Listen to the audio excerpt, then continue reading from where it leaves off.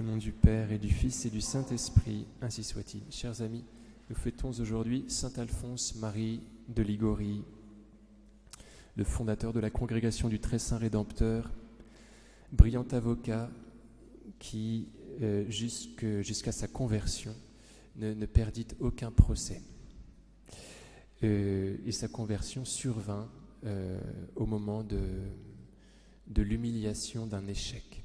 Elle correspond, comme pour Charles de Foucault et comme beaucoup d'autres, comme saint Paul, à une descente. Sa conversion correspond à une humiliation, puisque vous savez bien que l'humilité attire Dieu, qui se penche vers l'humilité de ses serviteurs, qui nous investit de cette façon. N'oublions pas que c'est le mode d'union normal, vous voyez, avec notre Seigneur. Lui, il est le tout, nous ne sommes rien. Si nous voulons que cette imbrication se fasse, il faut que nous lui offrions notre misère. Ainsi donc, je ne sais plus trop quand exactement, saint Alphonse Marie de Liguori, qui n'est pas encore saint, s'assied après avoir plaidé, sûr de sa victoire. Il défend ce jour-là un pauvre, et ce procès, s'il ne doit pas lui rapporter beaucoup d'argent, doit lui rapporter beaucoup de gloire. Et il est certain d'avoir très bien plaidé. Mais parce que les riches sont plus forts que celui qu'il défend et que la justice humaine n'est pas celle de Dieu, il perd son procès. Et il en est très atteint, il en est très humilié. Il voit qu'il ne pourra pas faire advenir la justice qu'il aimerait pouvoir faire advenir. Il reste enfermé longtemps dans sa chambre et il doit subir les remontrances de son père qui ne supporte pas la déchéance publique de son fils. Il avait un affreux père, il paraît. Il passait son temps à battre ses enfants et à se moquer d'eux, voilà.